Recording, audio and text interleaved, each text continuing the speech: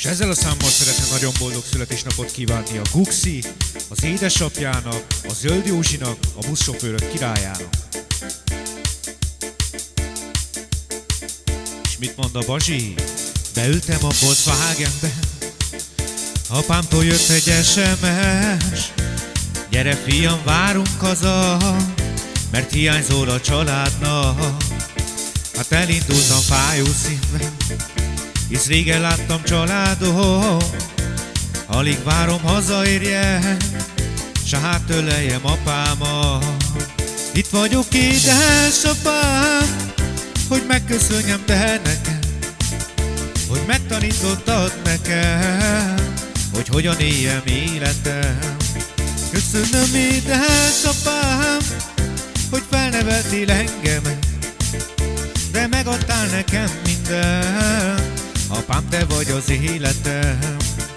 Piros rózsák beszélgettek, azt sugallják én nekem, hogy vigyázzak az apámra, semmibe se szenvedjem. Tudom, édesapám, nem fogok csalódni benned, hisz te vagy nekem az, aki hátat nekem nem fordít. Köszönöm édesapám, hogy felneveltél engemet, de megadtál nekem minden. Apám, te vagy az életem. Köszönöm édesapám, hogy felneveltél engemet, de megadtál nekem minden. Apám, te vagy az életem. Piros rózsák beszélgetnek, azt sugallják én nekem, hogy vigyázzak az apámra, semmibe se szenvedjem.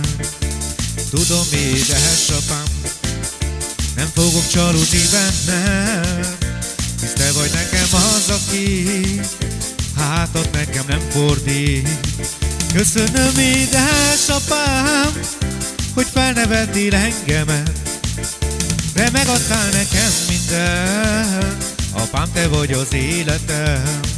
Köszönöm édesapám, hogy felneveltél engemet, de megadtál nekem minden. Apám, te vagy az életem.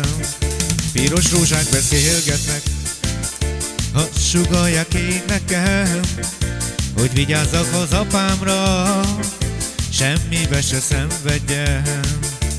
Tudom, édesapám, nem fogok csalódni benned, hisz te vagy nekem az, aki hátat nekem nem fordít. Köszönöm édesapám, hogy felneveltél engemet, de megadtál nekem minden. Apám, te vagy az életem. Köszönöm édesapám, hogy felneveltél engemet, de megadtál nekem minden. Apám, te vagy az életem. Köszönöm édesapám, hogy felneveltél engemet, de megadtál nekem minden.